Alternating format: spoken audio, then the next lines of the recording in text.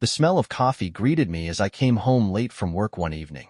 It was the aroma of familiarity, the scent that usually promised peace after a long day. But tonight, it felt off, like an intruder in my home. The house was quiet, too quiet, with no sign of Julia, my wife of 10 years. Her phone sat on the kitchen counter, buzzing intermittently with notifications. That was strange. Julia never left her phone unattended. I hesitated before picking it up, the guilt of snooping battling with the pull of curiosity. But when the name, Marcus, flashed across the screen with a simple, "Looking forward to tonight," the weight of suspicion crashed down on me. Marcus. My brother.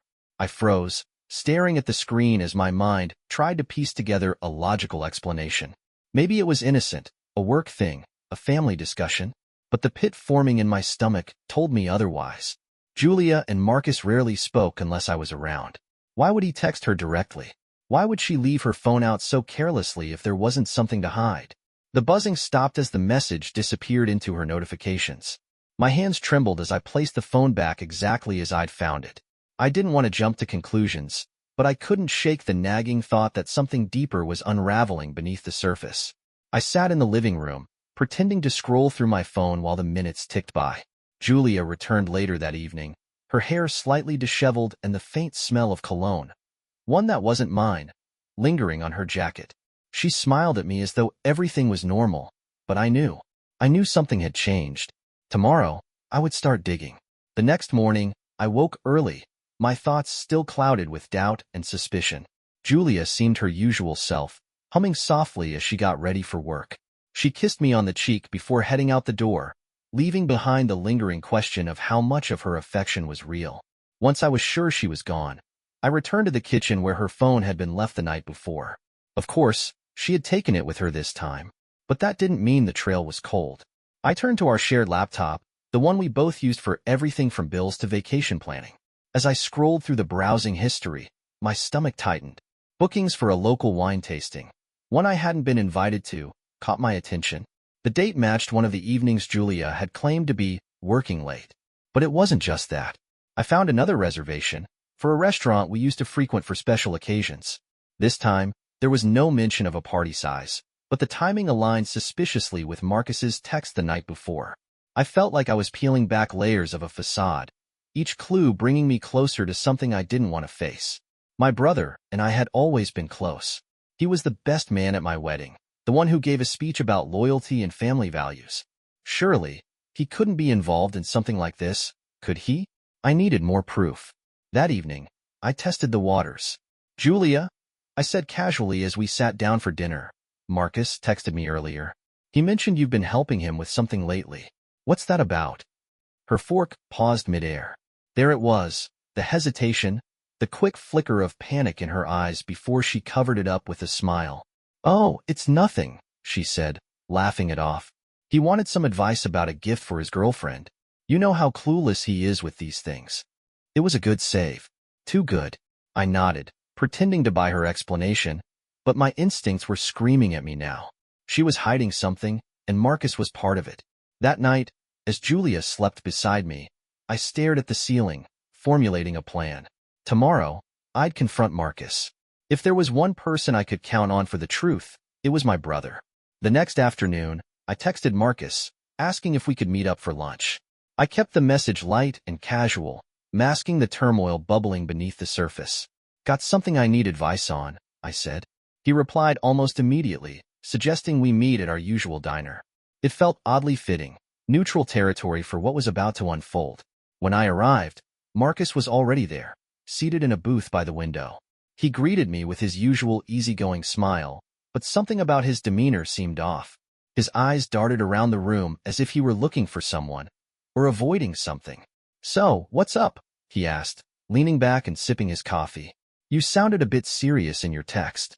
I hesitated, the weight of what I was about to say threatening to choke me, but I needed answers. I couldn't let this fester any longer. "It's about Julia," I said, watching his reaction closely. "She's been acting different lately. I was wondering if you've noticed anything." He stiffened, just barely, but it was enough. His confident facade wavered for a split second before he recovered. "Different how?" he asked, feigning nonchalance. I decided to push further. I saw a text from you on her phone last night.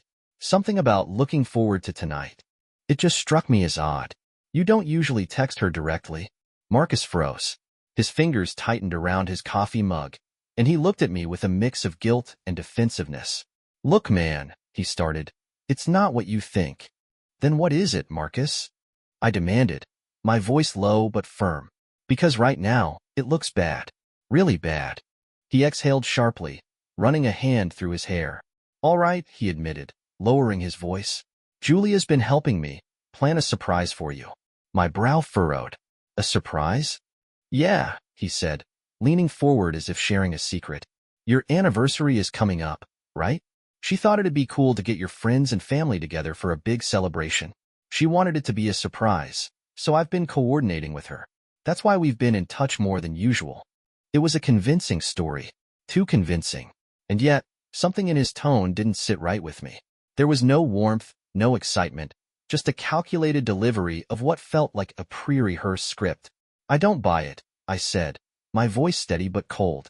You're lying to me, Marcus. I can see it in your eyes. He flinched, his face paling as the words hit him. For a moment, I thought he was going to come clean, but instead, he stood abruptly, throwing a few bills on the table. I've got to go, he said, avoiding my gaze. I don't know what you're accusing me of, but you're way off base. And just like that, he was gone, leaving me alone with a gnawing sense of betrayal and 1,000 unanswered questions. Whatever was happening, I knew one thing for certain. Marcus wasn't going to tell me the truth. Not yet, but I wasn't done digging. Marcus's abrupt exit left a sour taste in my mouth, but it also solidified something in my gut. There was more to this story, and he was deliberately keeping it from me. As I drove home, my mind raced through every interaction, every subtle clue I might have overlooked. This wasn't just about Marcus anymore. It was about Julia, too. How deep did their connection go? And how long had I been blind to it? When I got home, Julia was in the kitchen, chopping vegetables for dinner. She looked up and smiled, the kind of smile that once brought me comfort but now made my skin crawl.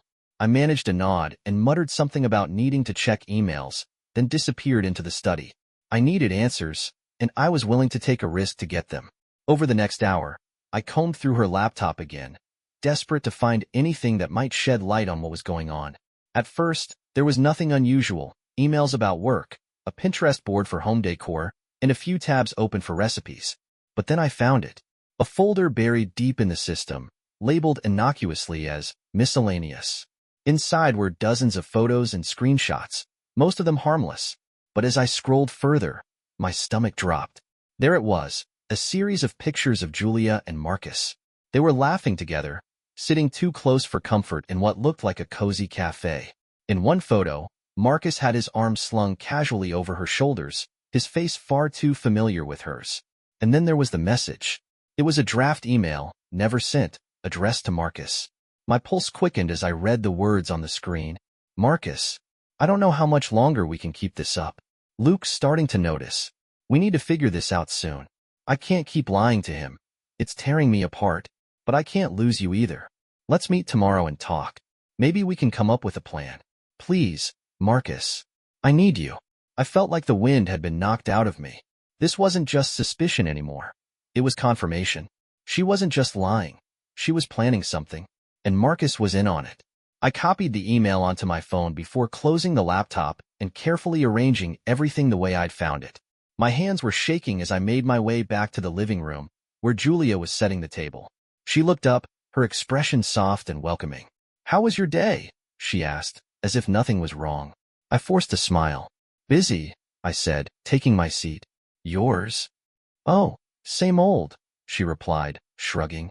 Work was exhausting, but I'm glad to be home. Home. The word felt foreign now. This place, this woman. It all felt like a mirage. But I wasn't ready to confront her. Not yet. I needed more.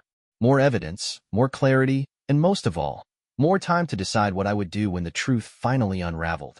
That night, as Julia slept soundly beside me, I stared at the ceiling, my mind a chaotic storm of emotions. I was angry, hurt, confused, but also determined. The draft email was a crack in their carefully constructed facade. Now, I just had to find the rest of the pieces. The next day, I couldn't focus on anything but the email and those damning photos. My entire world felt like it was collapsing under the weight of betrayal, but I knew I couldn't fall apart just yet. Not when I was so close to uncovering the full extent of what Julia and Marcus were hiding. I decided to take the day off work, claiming I wasn't feeling well. Julia had already left, rushing off to a meeting that I doubted had anything to do with her job. Once she was gone, I grabbed her laptop again and opened the email drafts folder. But to my surprise and frustration, the message I had read the night before was gone. She deleted it. That only confirmed my suspicions further. She was trying to cover her tracks, but she didn't realize I was already one step ahead. I still had the email saved on my phone, and I was determined to use it to figure out what they were planning. But I needed leverage. If I confronted her or Marcus too soon, they'd deny everything. I needed something undeniable, something that would leave them with no room to wriggle out. An idea struck me. If they were meeting to talk, as the email suggested, I could follow her. It felt sneaky, even wrong, but at this point, nothing about this situation felt right. I had to know.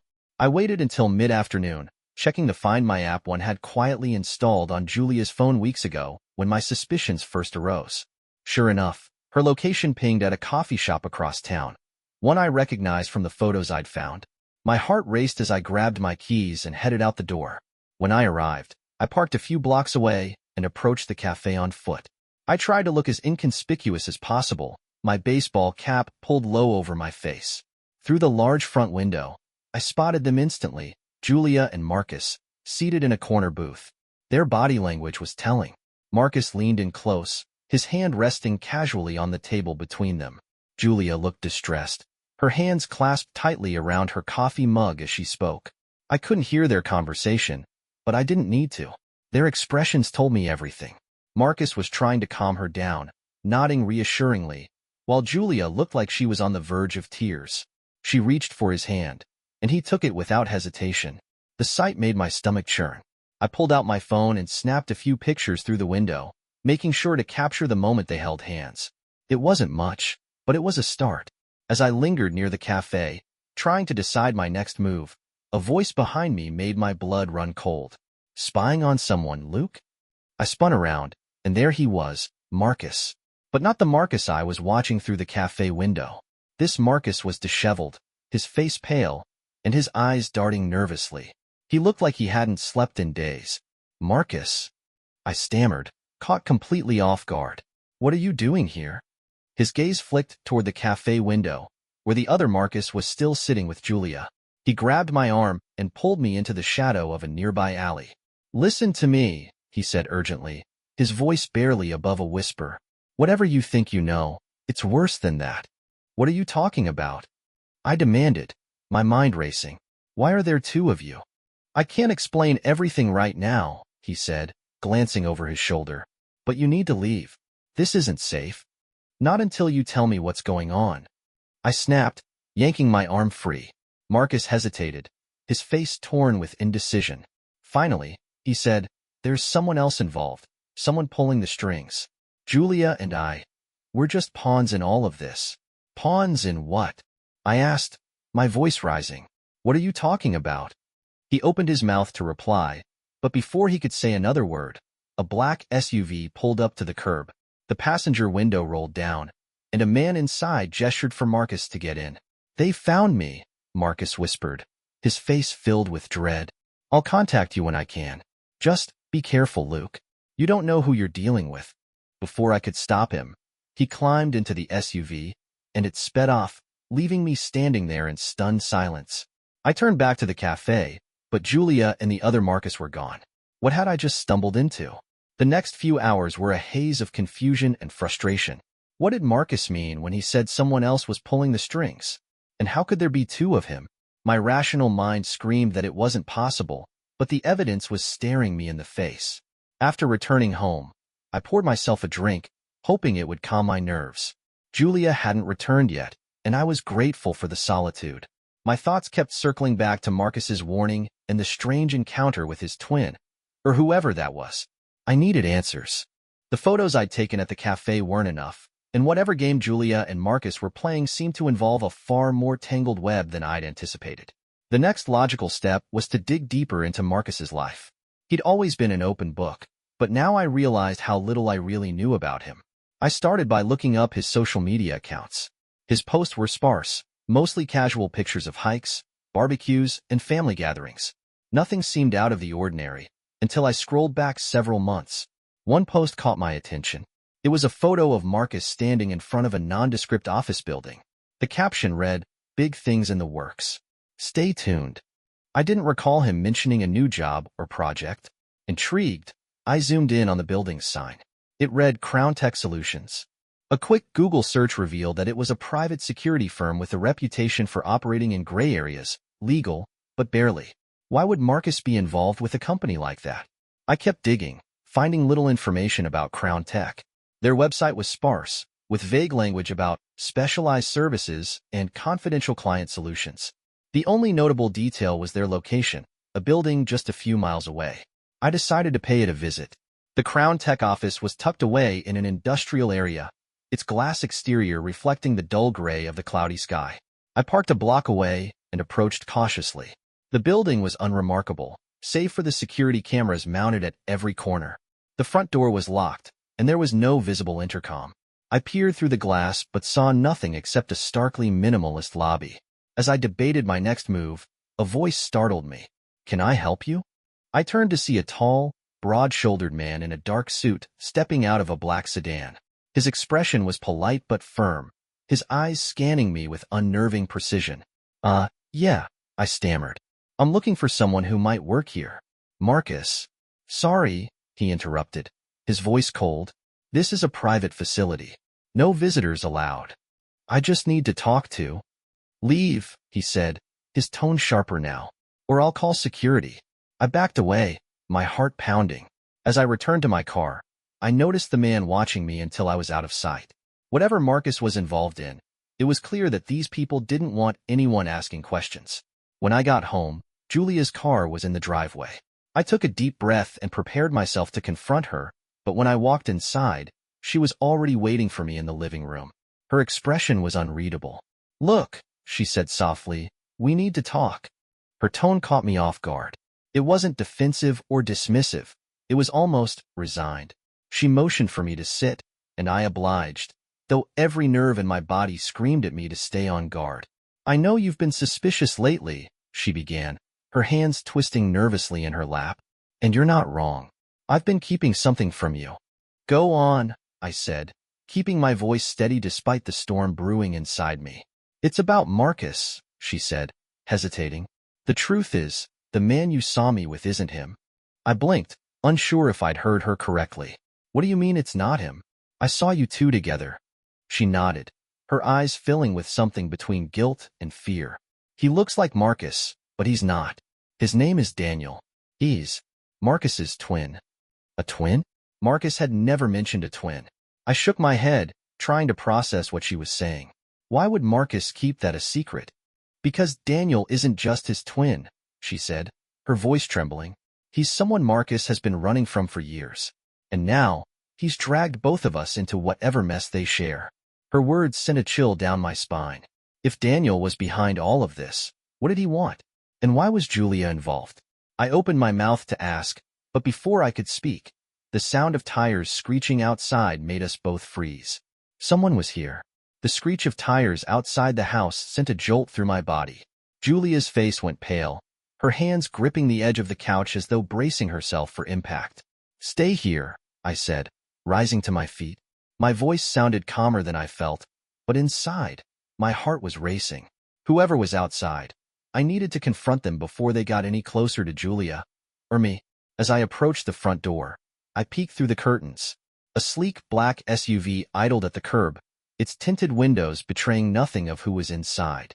My mind flashed back to the vehicle Marcus had entered the day before. Could this be connected? Was it Daniel, or someone worse?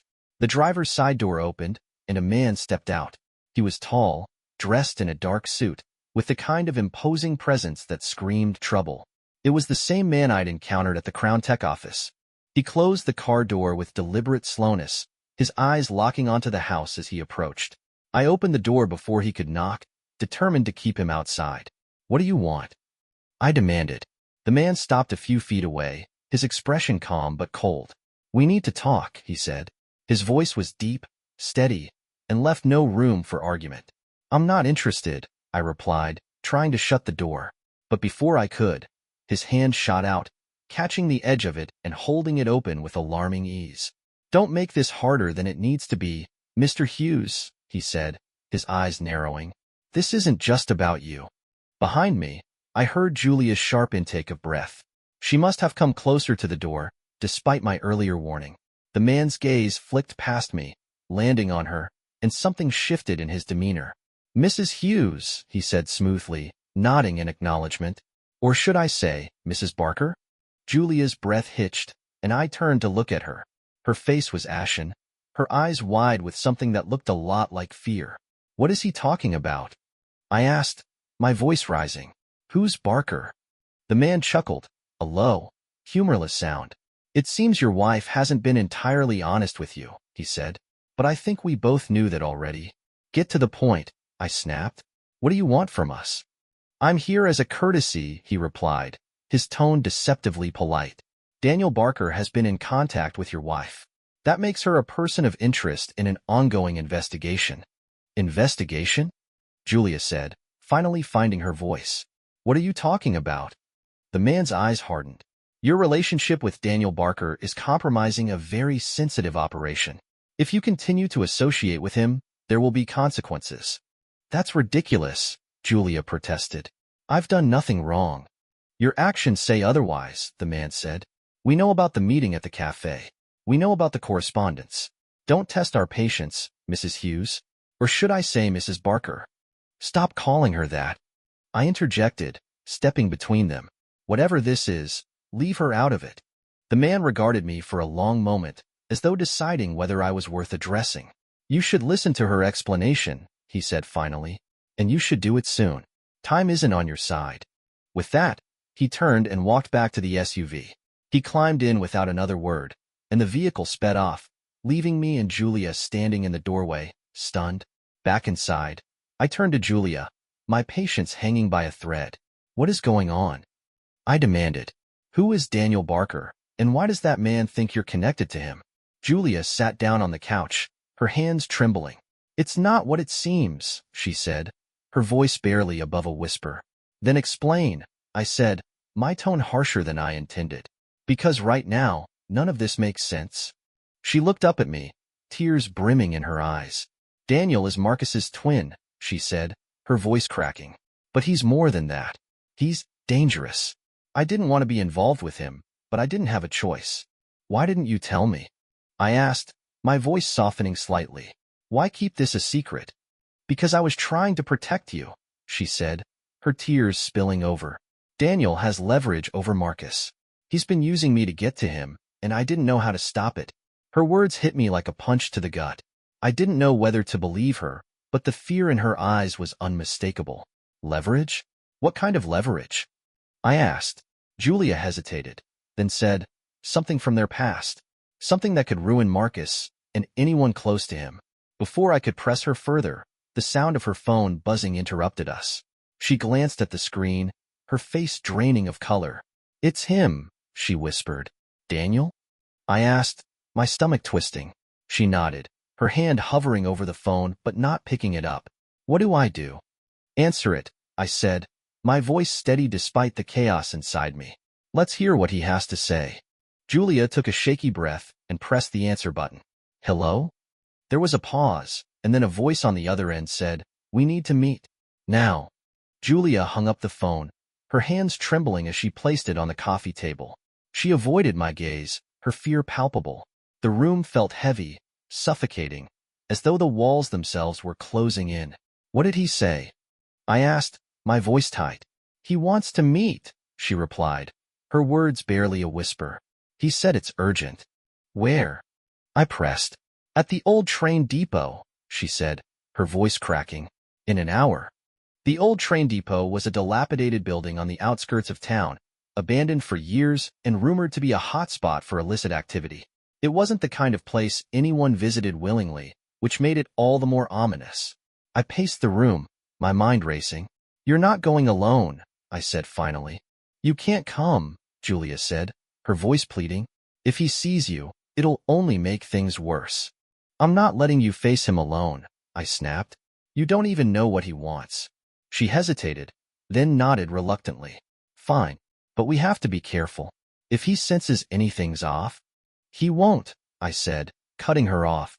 We'll be careful. The drive to the train depot was tense, the silence between us thick with unspoken fears. I kept glancing at Julia, searching her face for answers she hadn't yet given me. She stared out the window, lost in her thoughts. When we arrived, the depot was as eerie as I'd imagined. The crumbling structure loomed against the night sky, its broken windows like empty eye sockets. A single light flickered above the entrance, casting long, shifting shadows across the ground. Stay in the car, Julia said, her voice firm. Not a chance, I replied, gripping the steering wheel tightly. We do this together. Reluctantly, she nodded, and we stepped out of the car. The air was cool and still, the only sound the crunch of gravel beneath our feet. As we approached the depot, the sound of faint voices reached us, growing louder with each step. Inside, the dim light revealed two figures standing near an old ticket counter. One of them was unmistakably Marcus, or Daniel, as Julia had called him. The resemblance to my brother was uncanny, though his posture was more rigid, his expression harder. The other man was older, with graying hair and a calculating gaze. He exuded an air of authority that made my skin crawl. Julia, Daniel said, his voice calm but laced with menace. And you must be Luke. I was wondering if you'd show up. Why am I here? Julia asked, her voice trembling. The older man stepped forward, his gaze flicking between us. Because it's time we resolve this little situation, he said smoothly. Julia, you've been a useful pawn, but I'm afraid your part in this game is over. What does that mean? I demanded, stepping in front of Julia instinctively. Daniel smirked. It means she's served her purpose. And now, she's a liability. You don't get to decide that, I shot back, my anger boiling over. Whatever this is, it ends here. The older man chuckled, his laugh cold and devoid of humor. You're brave, I'll give you that. But you're in way over your head, Mr. Hughes. You have no idea what you're dealing with. Then explain it to me, I said, my voice steady despite the adrenaline surging through me. Why are you targeting my wife? What do you want from her? The man exchanged a glance with Daniel, then said, This isn't about her. It's about your brother, Marcus. I asked, confused. What does he have to do with any of this? Everything, Daniel said, his smirk fading. He's the reason you're here. The reason Julia's caught in the crossfire. What are you talking about? I demanded. Before Daniel could answer, the sound of approaching footsteps echoed through the depot. All eyes turned toward the entrance as Marcus himself appeared, his face a mix of determination and regret. Stop, Marcus said, his voice firm. This ends now. Marcus. Julia breathed, her voice filled with both relief and confusion. You shouldn't be here, Marcus said, looking at me. Either of you. Too late for that, Daniel said, his tone mocking. You've dragged them into this, and now they're part of the fallout. Let them go, Marcus said, stepping closer. This is between us. They don't need to be involved. The older man regarded Marcus with a smirk. Always the hero, he said. But you know how this works. Loose ends need tying up. My stomach twisted as the weight of his words sank in. Whatever this was, it wasn't just a family feud. It was something far darker, and we were trapped in the middle of it.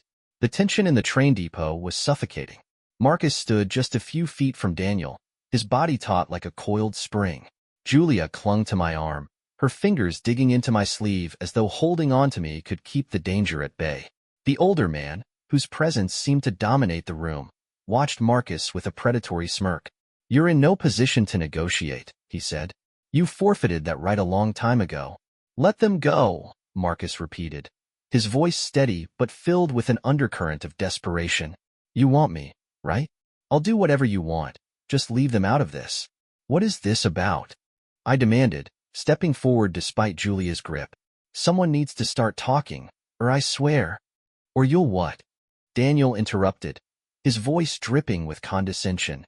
You're out of your depth, Luke. You don't even know who you're dealing with. Then tell me, I shouted, my frustration boiling over. Enough with the cryptic nonsense. What do you want from us? Daniel and the older man exchanged a glance, a silent conversation passing between them. Finally, the older man sighed, as though indulging a petulant child. "This isn't about you," he said, his tone almost bored. "It's about Marcus and the mess he created. Your wife was collateral, a way to apply pressure where it was needed." "Pressure for what?" Julia asked, her voice trembling. "To bring Marcus back into the fold," the man replied, his gaze fixed on my brother. "He thought he could leave, start over, pretend his past didn't exist. But there are consequences for betrayal." "I didn't betray anyone," Marcus snapped. "I left because you crossed the line. You were using people, manipulating them, destroying lives for your own gain." The older man's smirk widened. "Spare me the moral grandstanding. You were happy to play along when it suited you."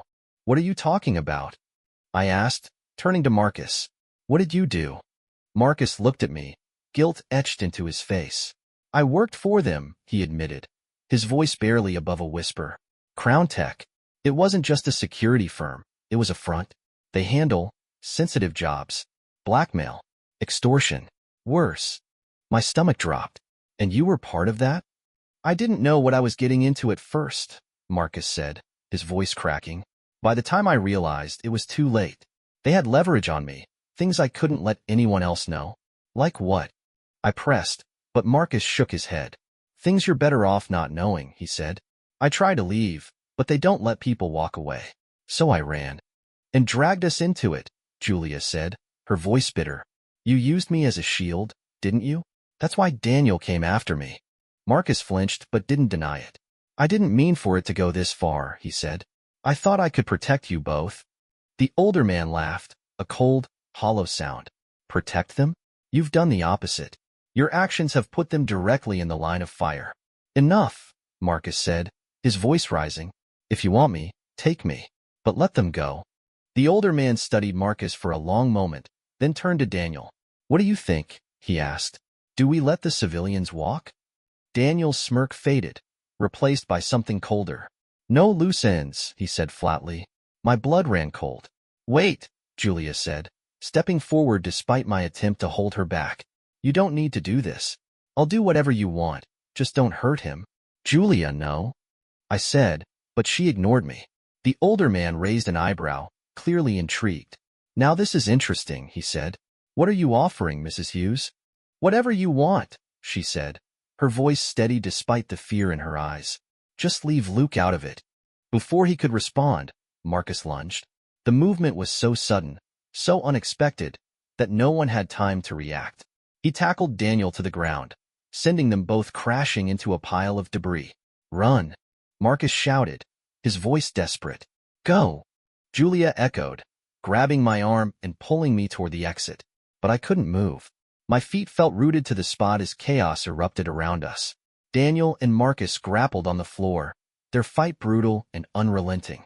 The older man barked orders into a radio, summoning reinforcements.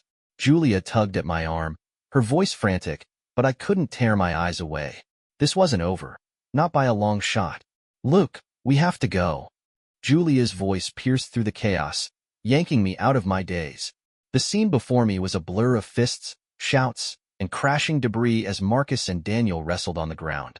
The older man was shouting into his radio, his voice sharp and commanding. I grabbed Julia's hand, and together we bolted for the door. Behind us, the sounds of the struggle grew fainter, but the pounding of my heart drowned out everything else. As we burst into the cool night air, I scanned the area for the SUV or any sign of reinforcements. The coast was clear, at least for now. "This way," Julia shouted, tugging me toward our car parked a short distance away. I fumbled with the keys, my hands shaking as adrenaline coursed through my veins. Once inside, I locked the doors and started the engine, the roar of the motor echoing in the stillness. "What about Marcus?" I asked, my voice breaking as I threw the car into gear. "We can't help him if we're caught too," Julia said, her tone urgent. He knew what he was doing. The weight of her words settled over me like a stone as I sped away from the depot. My mind raced with 1,000 questions, but there was no time to dwell. Whoever these people were, they wouldn't let us escape so easily. We drove in silence for miles, the dark countryside stretching endlessly around us. Julia stared out the window, her face pale and drawn. I gripped the wheel tightly, my knuckles white as I tried to make sense of everything that had just happened. You knew about all of this, I finally said, breaking the silence. My voice was low but laced with anger. You knew Marcus was involved in something dangerous, and you didn't tell me. I didn't know the full extent, Julia said, her voice barely above a whisper. I thought I could handle it, that I could keep you out of it. Keep me out of it? I said, my voice rising. We're both in it now, Julia. They came to our house. They know who we are. I know, she said, her voice breaking. I'm sorry, Luke. I didn't mean for any of this to happen. Her apology did little to quell my anger, but I couldn't afford to let my emotions cloud my judgment. Not now. We need a plan, I said. If they find us, we're done. Julia nodded, her hands twisting in her lap. We need to disappear, she said, at least for a little while. I glanced at her, my heart sinking. Disappear? Where are we supposed to go? I know a place, she said, her voice steadying. It's a cabin, remote, off the grid. Marcus told me about it years ago. It was his backup plan if things ever went south. Do you trust it? I asked, my skepticism clear. It's our best shot, she said. If we stay here, they'll find us. I didn't have a better idea, and the urgency in her voice left little room for argument. Fine, I said, gripping the wheel tighter. Give me the directions. Hours later, we arrived at the cabin. It was nestled deep in the woods, surrounded by towering trees that formed a natural barrier from the outside world. The structure was small and weathered but sturdy, with thick wooden walls and no visible neighbors for miles. We unloaded what little we had, a hastily packed bag Julia had grabbed before we left the house, and stepped inside. The interior was sparse but functional, with a single room serving as both living and sleeping space. A wood-burning stove sat in the corner, and a pile of firewood was stacked neatly nearby. This will have to do, Julia said, her voice trembling as she surveyed the cabin. I didn't respond. My thoughts were still on Marcus, wondering if he'd managed to escape, or if he was still at the mercy of Daniel and the older man. As Julia busied herself securing the door and windows, I sank into a worn armchair, the weight of the night pressing down on me. The adrenaline that had kept me going was fading, replaced by an overwhelming exhaustion. Look, Julia said softly, kneeling beside me. We're safe here, at least for now. I looked at her, the woman I'd once trusted implicitly. She had been my partner, my confidant, and yet she had kept so much from me. How can I believe that? I asked, my voice thick with emotion. How can I trust anything you say anymore? Tears welled in her eyes, but she didn't flinch. Because I'll tell you everything, she said. No more secrets, no more lies. Her words hung in the air, a fragile promise in a sea of uncertainty. For now, it was all I had. The fire crackled softly in the wood-burning stove, casting flickering shadows across the small cabin. Julia sat across from me, her hands clasped tightly in her lap. For the first time in hours, the world outside seemed distant, but the tension between us filled the space like a storm cloud. Start talking, I said, my voice low but firm. No more dodging. No more excuses. I need to know everything. Julia nodded, her eyes glistening with tears she was trying to hold back. Okay, she said, her voice trembling, but you're not going to like it. I already don't like it, I said, so get on with it. She took a deep breath, as though bracing herself. Marcus wasn't the person you thought he was, she began. Years ago, before he disappeared, he was involved in something dangerous. Crown Tech wasn't just a security firm. It was a front for something darker. Extortion, blackmail, even assassinations. Marcus worked for them, willingly at first. I clenched my fists, the weight of her words sinking in. He told me some of this earlier, I said. But why are you involved? What does this have to do with you? I didn't know about it at first, she said. When Marcus disappeared, I thought he'd gone to escape something mundane. Debt, a bad relationship, whatever. But a year ago, Daniel found me. He said Marcus owed them something big, and that they'd use me to get to him if I didn't cooperate. My stomach churned. What did he make you do? Mostly act as a go-between, Julia admitted, her voice cracking. I delivered messages, set up meetings. I didn't know the full scope of what they were doing. I didn't want to know. But when Daniel showed up, he made it clear that if I refused, they'd come after you. You should have told me, I said, my voice rising despite myself. You should have trusted me to help you. I was trying to protect you, she said, tears spilling over now. I didn't know how deep this went, how dangerous they were. And by the time I realized, it was too late. Her words hit me like a punch to the gut. On one level, I understood her fear, but the betrayal still stung. She had kept me in the dark, made decisions that affected both of our lives without consulting me. Trust, the foundation of our marriage, felt irreparably cracked. And Marcus? I asked, forcing my voice to steady. What's his role in all of this now? Julia hesitated, her gaze dropping to her hands. He's trying to fix it, she said finally. But he's in over his head. Daniel has been manipulating him, using their shared history against him. Marcus is desperate to get out, but he doesn't know how. And Daniel? I pressed. What does he want? She shook her head. Power. Leverage. He wants to take over whatever Marcus left behind. But he's ruthless. He doesn't care who gets hurt in the process. I leaned back in my chair, my mind spinning. Everything Julia had told me only deepened the mystery, added more layers to an already tangled web. And through it all, one question loomed larger than the rest. What now? I asked. What's their next move?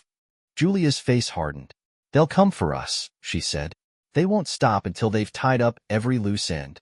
And Marcus? I asked. Is he one of those loose ends? She nodded slowly. Yes, and so are we. The weight of her confession settled over me like a heavy blanket. The more I learned, the more impossible the situation seemed. I wanted to be angry, to lash out, but there was no time for that. Survival had to come first. Then we have to stay ahead of them, I said, standing and pacing the room. We can't just sit here and wait for them to find us. Julia stood as well, her expression resolute. There's one thing we haven't tried, she said. One person who might be able to help. Who? I asked. She hesitated before saying, Marcus. I frowned. You think he'll help us? After everything? If there's one person who knows how to deal with them, it's Marcus, she said. But we have to find him first. And how do you suggest we do that? I asked, my skepticism clear. She pulled out her phone and opened an app one didn't recognize. Marcus gave me a way to track him, she said, in case things ever got this bad. I stared at her, a mix of disbelief and hope rising in my chest. You're just telling me this now? I didn't think it would come to this, she said, her voice soft. But it has. She showed me the screen. A blinking dot appeared on the map, pulsing faintly. He's moving, she said. We have to go now. The blinking on Julia's phone was the only lead we had, and it filled me with equal parts hope and dread. Marcus was on the move, and wherever he was headed, it was bound to be dangerous. Where is he? I asked, leaning over her shoulder to get a better look at the screen. Heading west, Julia replied, her voice tense. It looks like he's on the highway. Then we're going after him, I said, grabbing my jacket. We can't let him face this alone. Julia hesitated, her fingers hovering over the screen. Are you sure about this, Luke? Marcus has made his choices. This could end badly. I don't care, I said firmly. He's my brother. And if he's the only one who knows how to stop this, then we need him. Without another word, we loaded into the car and hit the road. The night was eerily quiet, the hum of the engine the only sound as we sped toward the unknown. Julia kept her eyes glued to the tracker, calling out directions as the dot moved steadily ahead of us. He's getting off the highway, she said after about an hour. Looks like he's heading into the old industrial district. I frowned. The industrial district was a maze of abandoned warehouses and factories, a haven for shady dealings and people who didn't want to be found. If Marcus was going there, it wasn't for anything good. As we approached, the streets grew darker, the glow of the city fading into the distance. The tracker led us to a massive, crumbling warehouse at the end of a desolate road. A few dim lights glowed inside, and several vehicles were parked haphazardly outside, including the black SUV I'd seen earlier. This is it, Julia whispered, her voice barely audible. I killed the engine, and we sat in silence for a moment, the weight of what we were about to do pressing down on us. What's the plan? Julia asked, looking at me with wide, anxious eyes. We go in, I said, gripping the door handle. We find Marcus, and we get out. That's not a plan, she said, her voice rising with panic. That's a suicide mission. It's all we've got, I said, my tone firm. Stay close to me, and if things go south, you run. Don't look back. Before she could argue, I opened the door and stepped out, the cool night air biting at my skin. Julia followed reluctantly, her footsteps light and hesitant. Together, we approached the warehouse, sticking to the shadows as we got closer. Through the grimy windows, I could see figures moving inside. Daniel was among them, his sharp features illuminated by the dim light. He was talking to the older man from before, their conversation animated and tense. And there, just beyond them, was Marcus. He was bound to a chair, his face bloodied but defiant. Even from a distance, I could see the fire in his eyes, a determination that hadn't been beaten out of him yet. We have to get him out of there, I whispered, my heart pounding. Julia nodded. But before we could move, a voice behind us froze us in our tracks. Going somewhere? We turned to see two men standing in the shadows, their hands resting on their weapons. Their expressions were cold, calculating, and all too familiar. You really shouldn't have come here, one of them said, his tone almost mocking. Now you're just making this easier for us. My mind raced as I calculated our options. We were outnumbered, outgunned, and completely exposed. But I wasn't about to give up, not without a fight. Run, I whispered to Julia. But before she could move, the men stepped closer, blocking our path. You're not going anywhere, the other man said, pulling out a radio. We've got them. Bring them in. Moments later, we were being dragged into the warehouse, the rough grip of the guards leaving no room for escape. Inside, Daniel turned to face us, a slow, sinister smile spreading across his face. Well, well, he said, his voice dripping with mockery. Look who decided to join the party. Marcus's eyes widened as he saw us, a mix of shock and anger flashing across his battered face. What are you doing here? He demanded, his voice hoarse. Trying to save you, I said, glaring at Daniel, though I'm starting to think that was a mistake. Daniel chuckled, shaking his head. Oh, Luke, he said, his tone almost pitying. You've stumbled into something far bigger than you can handle. He gestured to the older man, who stepped forward, his cold gaze locking onto me. It's time to end this, he said simply. I braced myself for whatever was coming, my mind racing with ways to turn the situation around.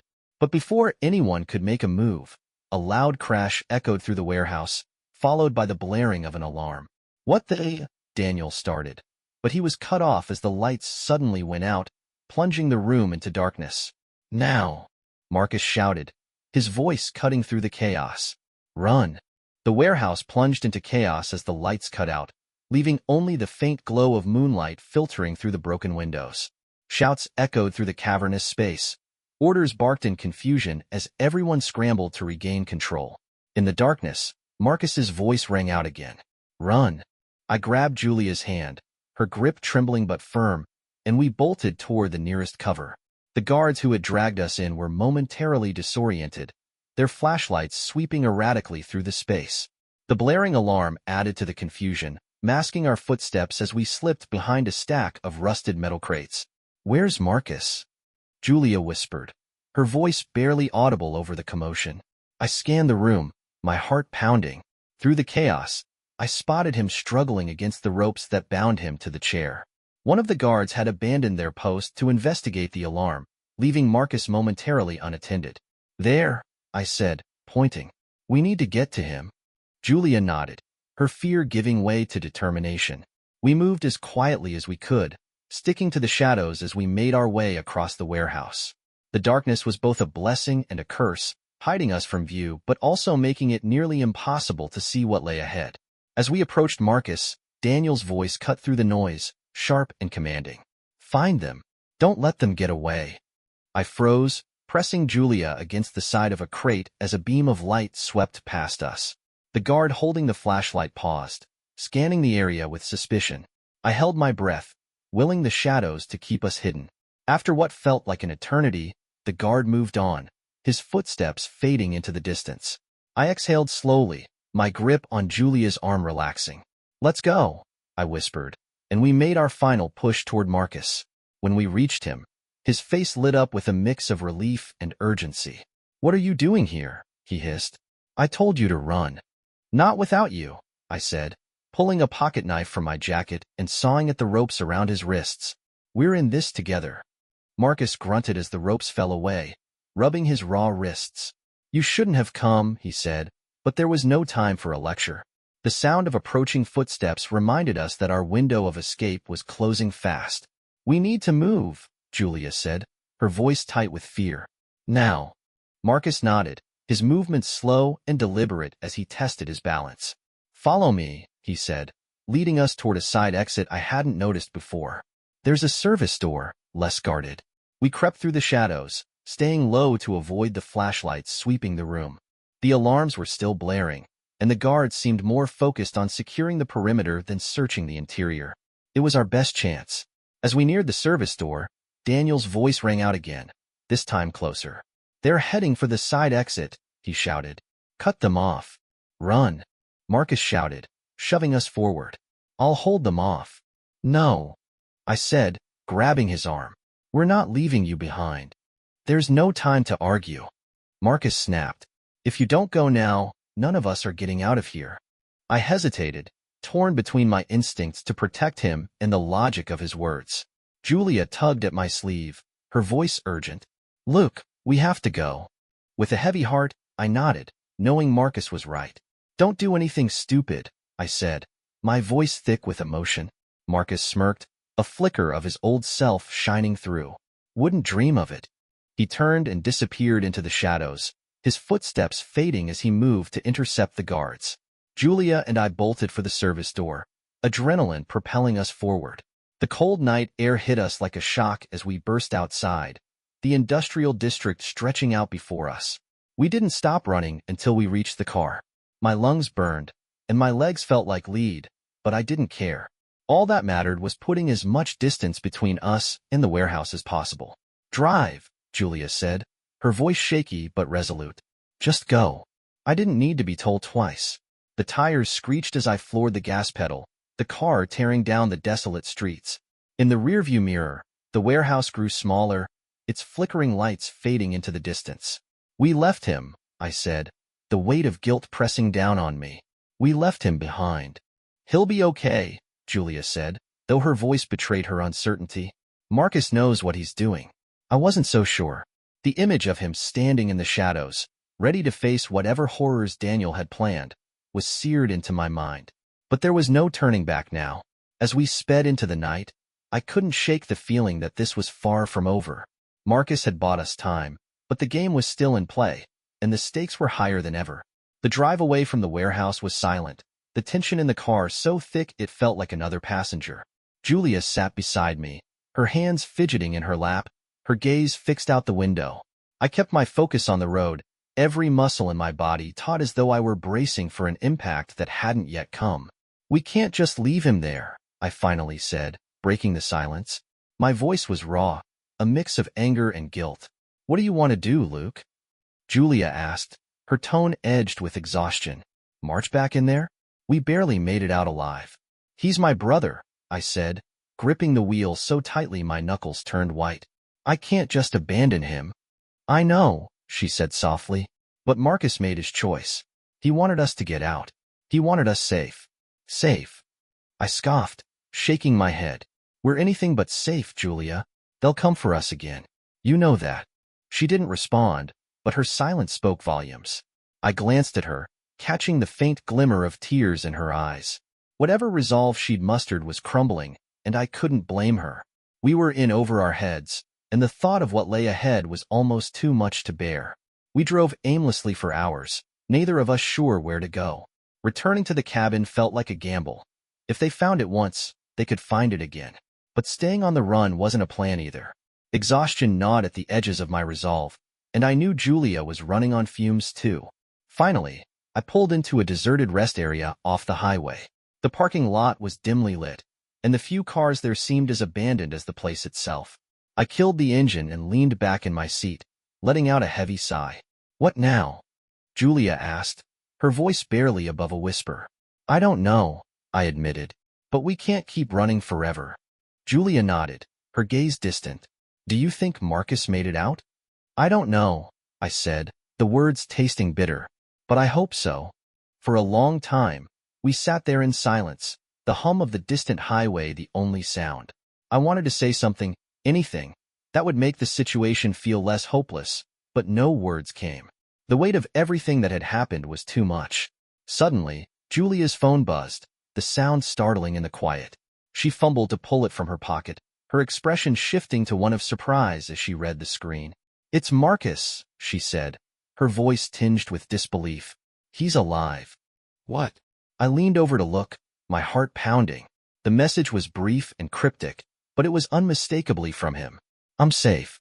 Don't come back. Stay off the grid. I'll find you." Relief flooded through me, but it was quickly followed by frustration. "He's alive," I said, running a hand through my hair. "But now what? We just wait?" Julia looked at me, her expression softening. "He's trying to protect us, Luke. We need to trust him." I wanted to argue, but I knew she was right. Marcus had taken incredible risks to give us a chance, and if he said to stay off the grid, there was a reason for it. We spent the next few days moving from one motel to the next, never staying in one place for more than a night. Julia deleted the tracker she'd used to find Marcus, afraid it could be used against us if Daniel's people got hold of her phone. Every decision felt like walking a tightrope, each step precarious and fraught with danger. Despite the precautions, I couldn't shake the feeling that we were being watched. Every stranger at a gas station, every car that lingered too long in our rearview mirror, it all felt like a threat. The paranoia was eating away at me, and I knew Julia felt it too. Then, on the fourth night, something changed. We were holed up in a shabby motel on the outskirts of a small town, the kind of place where anonymity was the only selling point. Julia was in the bathroom, brushing her teeth, while I sat on the edge of the bed, flipping aimlessly through the local news on TV. A knock at the door froze me in place. I exchanged a glance with Julia, who had stepped into the room, her toothbrush still in hand. "Did you hear that?" she whispered. The knock came again, louder this time. I grabbed the tire iron I'd taken from the car, holding it tightly as I approached the door. "Who is it?" I called out, trying to keep my voice steady. "It's me," came a familiar voice from the other side. "Marcus." My heart stopped. I glanced at Julia, whose eyes were wide with disbelief. Slowly, I unlocked the door and opened it a crack. There he was, looking battered and exhausted, but very much alive. "We need to talk," Marcus said, his voice low and urgent. "It's worse than you think." Marcus stepped inside the motel room, his presence filling the small space with a palpable tension. His clothes were torn, his face bruised, but his eyes burned with a fierce intensity that sent a chill down my spine. Julia closed the door behind him, locking it quickly as though the act itself could keep the world outside. "What the hell happened to you?" I asked, my voice barely steady. Marcus sank onto the edge of the bed, wincing as he moved. "They wanted to break me," he said, his tone grim. "But I got out. For now." Julia sat beside him, her hand on his arm. "Marcus, you can't keep running. We can't keep running. We need to end this." He looked at her, his expression hardening. "That's why I'm here." "What do you mean?" I asked, leaning against the dresser. "What's worse than what we already know?" Marcus ran a hand through his hair, his shoulders sagging as if the weight of his next words might crush him. "Daniel and the others, they're not just coming after me. They're going after you. Both of you. And anyone else I've ever cared about." Julia gasped, her grip tightening on his arm.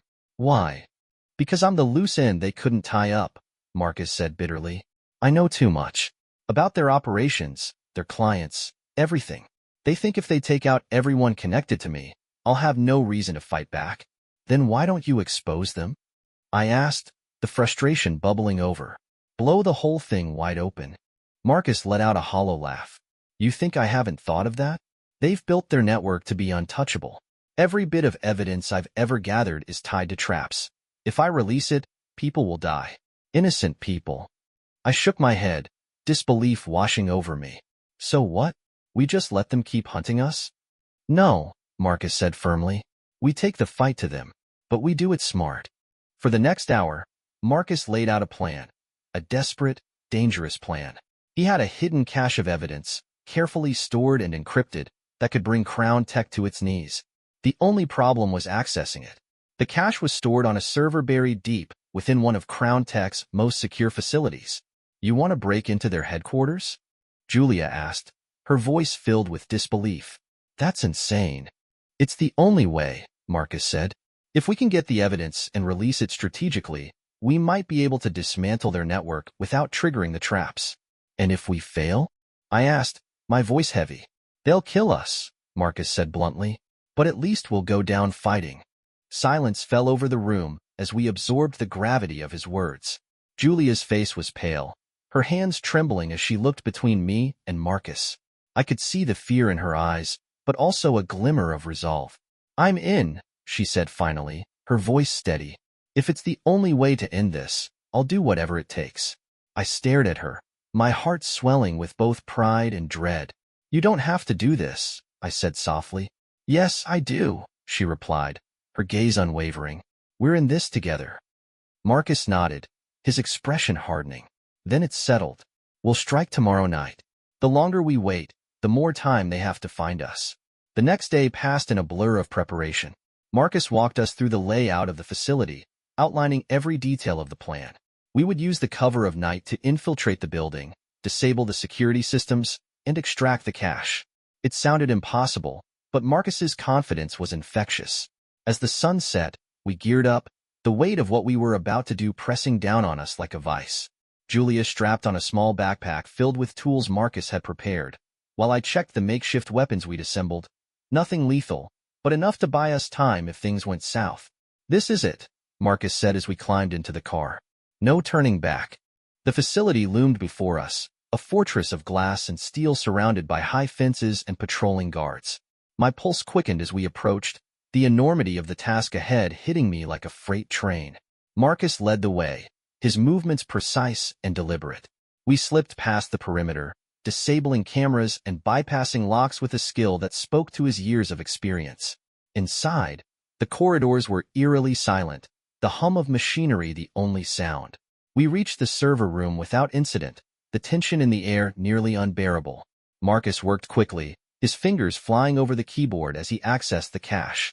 Julia and I stood guard, every shadow and sound making my nerves fray further. Got it, Marcus said finally, a flash drive in his hand. Let's go. But as we turned to leave, alarms blared to life, red lights flashing along the walls. They know we're here, Marcus said, his voice sharp. Move. The next few minutes were a blur of chaos. Guards flooded the corridors, their shouts echoing as we sprinted toward the exit. Julia clung to my hand, her breathing ragged, while Marcus led the way, his movements swift and sure. We burst into the night air, the cold biting at our skin as we bolted for the car. Behind us, the facility erupted into chaos, the guards scrambling to contain the breach. Drive, Marcus shouted as we piled into the car. I slammed my foot on the gas, the tires screeching as we sped away. My heart pounded as I glanced in the rearview mirror, the facility shrinking in the distance. As the city lights came into view, Marcus slumped back in his seat, the flash drive clutched tightly in his hand. We did it, he said, his voice a mix of exhaustion and relief. We have everything we need. But as I looked at Julia, her face pale and drawn, I knew the fight wasn't over. The storm we'd unleashed was only beginning, and the cost of our actions was yet to be paid. The drive back was silent, the weight of what we had just done pressing down on all of us. The flash drive in Marcus's hand felt like both a weapon and a time bomb. Julia sat beside me, her gaze distant, while Marcus stared out the window, his face etched with exhaustion and determination. We can't keep running forever, I said finally, breaking the silence. What's the plan? Marcus turned to me, his expression grim. We released the evidence. All of it. Carefully. And then? Julia asked, her voice soft but firm. Marcus hesitated, his gaze dropping to the flash drive. Then we hope it's enough. Enough to dismantle Crown Tech, to expose their operations, to make them too toxic for anyone to protect. And if it's not? I pressed, though I already knew the answer. They'll come for us, Marcus admitted. But at least we'll have given them something they can't undo. Over the next 48 hours, we worked in secrecy, using an old laptop Marcus had secured to upload the evidence to multiple encrypted servers. Each file was timed to release to major news outlets, law enforcement agencies, and whistleblower platforms. The cascade would be unstoppable once it began, like a flood overwhelming a dam. Julia and I watched as Marcus worked tirelessly, his hands shaking from exhaustion but his focus unyielding. When the final file was uploaded, he sat back, letting out a shaky breath. "It's done," he said, his voice hollow. "Now what?" Julia asked, her eyes darting nervously to the windows, as though expecting a black SUV to appear at any moment. "Now we disappear," Marcus said, his tone resolute. "For good." The fallout was immediate and explosive. The next morning, every major news outlet was ablaze with headlines exposing Crown Tech's corruption, implicating high-ranking officials, corporations, and international entities. The evidence was damning, a web of criminal activity laid bare for the world to see. But with the spotlight came danger. Marcus was right. They wouldn't go down without a fight. Within hours, we received the first warning. An unmarked car parked outside our motel, its occupants clearly watching us. We knew it was time to move. Marcus led us to a safe house deep in the mountains, a secluded cabin even more remote than the one Julia and I had fled to before. The isolation was both comforting and oppressive. Days turned into weeks as we waited, watched, and listened for any sign that it was safe to come out. News of Crown Tech's collapse trickled in slowly. Arrests were made. Key players fled the country. But the organization was unraveling, its power crumbling under the weight of public scrutiny. For the first time in weeks, there was a faint glimmer of hope. One night, as we sat around the small wood stove in the cabin, Marcus spoke, his voice heavy with emotion. "I don't know if we'll ever truly be free from this," he said, staring into the flames. "But at least we've taken away their power. They can't hurt people the way they used to." Julia reached for my hand, her grip firm. "And what about us?" she asked. "Can we ever go back to the way things were?" I looked at her, the woman who had been my partner through all of this chaos, and shook my head. "No," I said honestly, "but maybe we can build something new. Together." She nodded, tears brimming in her eyes. "I'd like that." Marcus smiled faintly, the shadow of his old self breaking through. "You too deserve peace," he said, "and I'll do whatever it takes to make sure you have it." In the months that followed, we rebuilt our lives piece by piece. Marcus remained in hiding, a shadow protecting us from afar. Julia and I moved to a small town under new names, leaving the ghosts of our past behind. It wasn't easy, but it was a second chance, a fragile but precious gift. And though the scars of what we endured would never fully fade, we found strength in each other, in the knowledge that we had survived the storm and come out the other side. For the first time in what felt like forever, we could finally breathe.